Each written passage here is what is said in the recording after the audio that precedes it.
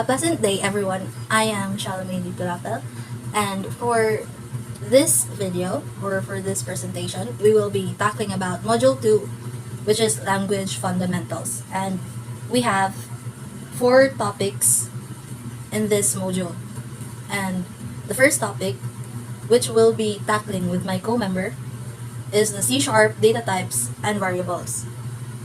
So, in C#, data types and variables are fundamental concepts used to store and manipulate data within a program. Now let's break down these concepts. C# provides several built-in data types to accommodate different types of values. These data types can be broadly categorized into two groups. One is value types. So in value types, if you have studied C language or C++ languages, you have met some of these data types before. And some of these might be basic to you. So I'll just enumerate these value types. So we have the first is numeric types. These are used to store numbers. So int or integer represents 32-bit signed integers. Then long represents 64-bit signed integers. Float represents single precision floating point numbers. Double represents double precision floating point numbers. Decimal represents decimal numbers with higher precision. And now, we have the character types. So char or char represents a single Unicode character. So these are value types that has letters. Then Boolean type, which has bool or bool, represents a Boolean value which is true or false. Then enumeration types, enum represents a set of named integer constants. Then structures, struct allows you to create custom value types. Now let's go on to the reference types. These are the second categorized group of the data types. By the way, I am Kyle Christine Abadjano, a member of Group 2. So the first type of the reference types is the class types. So class represents a reference type that can have methods, properties, and fields. Second is string type. String represents a sequence of characters and is used to store text. Third is array types. Arrays are reference types that can hold multiple elements of the same data type. And the fourth is interface types. Interface defines a contract for classes to implement. Fifth is delegate types. Delegate represents a method signature and is used to create delegates. The sixth type is object type. Object represents a reference to any object. It is the base type for all reference types. Next is the variables. A variable is a named location in memory that holds a value of a specific data type. To use a variable in C#, you need to declare it first, specifying its data type and optionally initializing it with a value.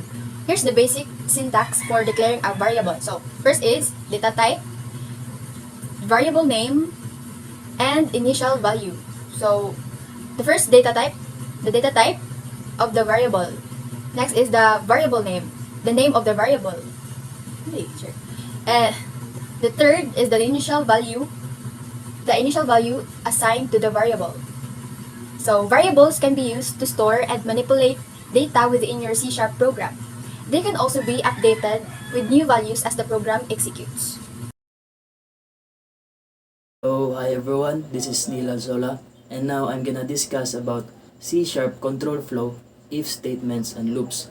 So control flow in C# refers to the order in which statements are executed in a program. Is it essential for directing the flow of your code and making decisions based on certain conditions? C# provides various constructs for control flow including statements and loops. So let's explore this concept in more detail. If statements. If statements are used for conditional execution of code.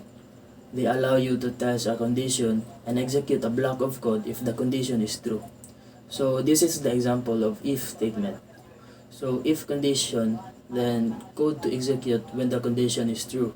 So in other words, if statements are used for making decisions, they are very useful and likely to be used frequently.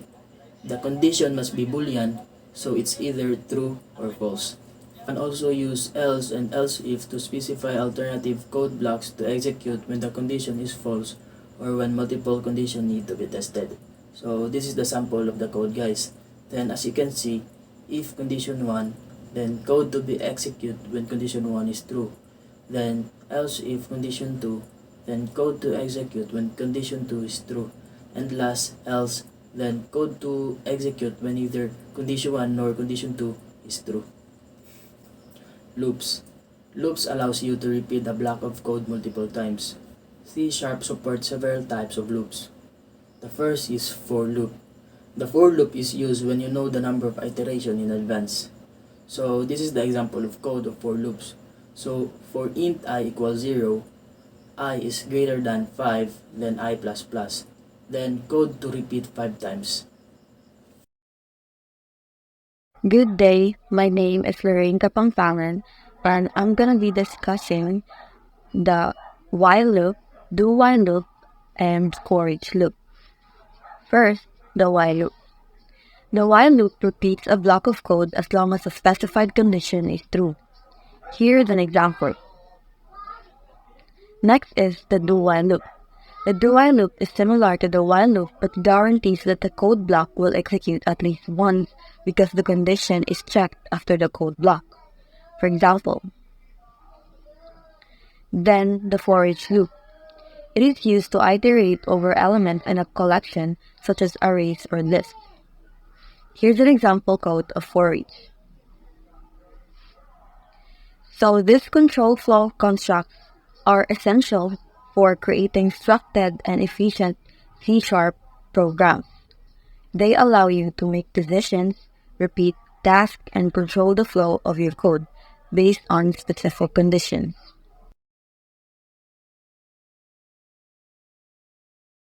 Hi, I'm Kirby Pacolba. The next is the C# exception handling.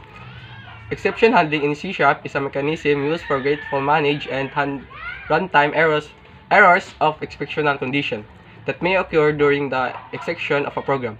So this exceptional condition can be caused by various factors such as the invalid input, unexpected internal events, or resources limitations. So proper expectation handling helps ensure that your program doesn't crash and can respond to errors in control and predictable manners. In C#, exception handling is primarily done using the try, catch, finally, and throw keywords. So here's how it works. Try block, the code that by throw an exception is placed inside a try block. This is where you anticipate potential exceptions. Catch block. After a try block, you can include one or more catch block to handle a specific type of exceptions. Each catch block is associated with a particular exception type and contains code to handle the exception. You can catch specific exception types, divide by 0 exception and file not found exception, or use the more general exception type to catch any exception. It's important to handle the exception appropriately and provide meaningful error messages or take corrective actions. Finally block or optional. A finally block is used to specify code that should execute regardless of whatever an exception was thrown or not. This block is typically used for cleanup tasks like releasing resources, like closing files or database connections. Throw statement. You can use the throw statement to explicitly throw an exception when a certain condition is met within your code. This allows you to handle custom exceptions or throw exceptions with additional information. Here's an example of exception handling in C#. In this example, if a divide by 0 exception occurs, the first catch will handle it, and if any other exception occurs, it will be caught by second catch block. The finally block is optional and will always execute regardless of whether an exception was thrown or not. Effective exception handling is an essential aspect of writing robust and reliable C# applications, as it helps prevent crashes, provides meaningful errors information, and allows for grateful degradation in case of unexpected issues. Go. Hi, I'm Jude Matthew Batabalonos, and now I'm going to report dependency injection and inversion of control.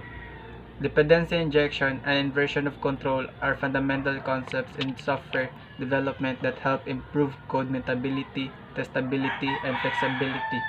They are commonly used in C language and other object-oriented programming languages. Let's break down each concept with detailed explanation and examples. First, dependency injection.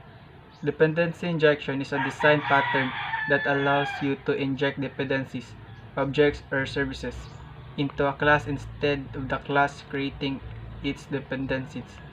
This promotes loose coupling between classes, making your code more modular and easier to maintain. In C language, you can implement DI using various techniques such as constructor injection, property injection, or method injection. The most common approach is constructor injection, where dependencies are provided through a class constructor. Here's an example of DI in C language using constructor injection. In this example, the notification service class depends on the email service interface and the actual implementation is injected through its constructor. This allows for easy replacement of the email service with another implementation, a mock for testing without modifying the notification service class. Second is inversion of control. Inversion of control is a broader software design principle that underlies dependency injection. IOC states that the control over the flow of a program should be inverted, meaning that high-level modules should not depend on low-level modules, but rather on abstractions. DI is a practical implementation of IOC.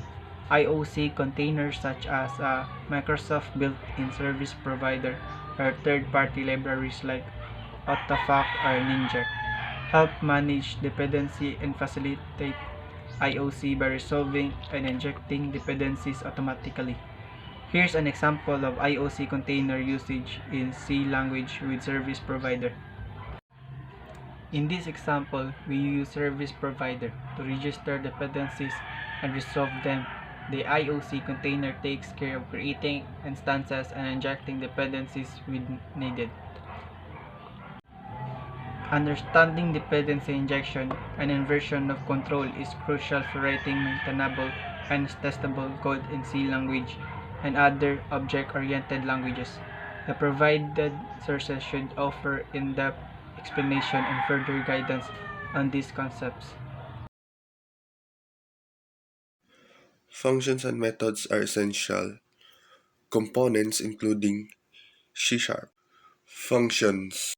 Function is a more general term used in programming to describe a usable block of code that performs a specific task or computation. Functions can take zero or more input values called parameters or arguments, and optionally return a result. They are associated with a particular object or class, making them suitable for standalone tasks. In C Sharp, functions are typically defined using the static keyword within the class and can be called by referencing the class name. Methods. A method is a specific type of a function that is associated with a class or object. Methods define the behavior or actions that objects of a particular class can perform. They can access and manipulate the data, fields, or properties of the class.